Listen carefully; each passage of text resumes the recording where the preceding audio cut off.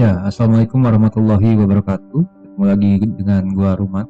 Jadi di video kali ini gua akan membahas pekerjaan software tester ya. Jadi beberapa tahun lalu gua sempat jadi software tester walaupun gak lama. Ya, jadi software tester sendiri itu bagian yang cukup penting juga dalam sebuah software life cycle.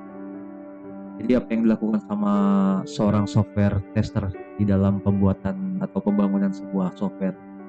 Oke, jadi yang dilakukan seorang software tester adalah dia melakukan pengujian terhadap apa yang akan dilakukan user terhadap perangkat lunak yang sedang kita develop atau kita bangun untuk mereka, seperti itu. Jadi setelah dari tim developer itu siap untuk meluncurkan sebuah aplikasi atau sebuah perangkat lunak, kemudian software tester itu harus mulai start menjalankan test case atau test skenario untuk melakukan pengujian terhadap aplikasi tersebut.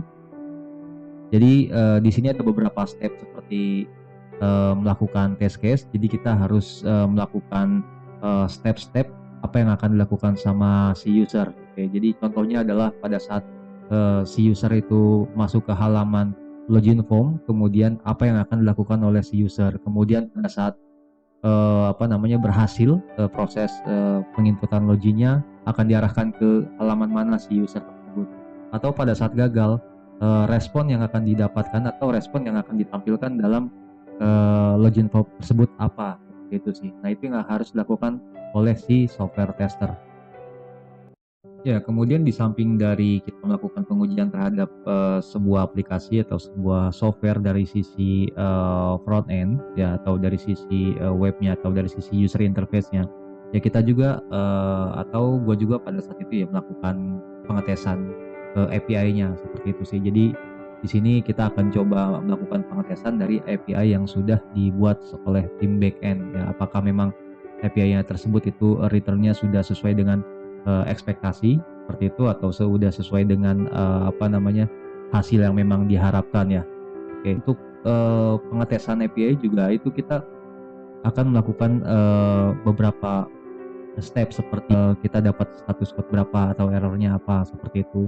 Nah, kemudian pada saat kita menggunakan parameter tertentu, apakah memang hasilnya akan sesuai seperti itu ya. Jadi salah satu contoh kita memanggil sebuah API dengan parameter kategori, misalnya ada kategori itu dibuat sebagai sebuah parameter. Nah, apakah returnnya akan sesuai, akan sama dengan apa yang user harapkan atau apa yang kita harapkan dari API tersebut, gitu.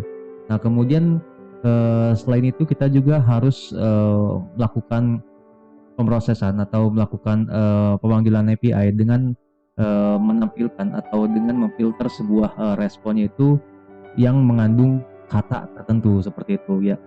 Itu sih. Jadi ada beberapa proses pengetesan di API juga ya, selain dari sisi user interface. Oke, jadi selain melakukan testing secara manual atau melakukan serangkaian tes uji secara manual terhadap sebuah website, jadi sebagai seorang software tester kita juga harus melakukan pengetesan menggunakan framework ya seperti itu, atau contohnya pada saat itu gue menggunakan Selenium ya.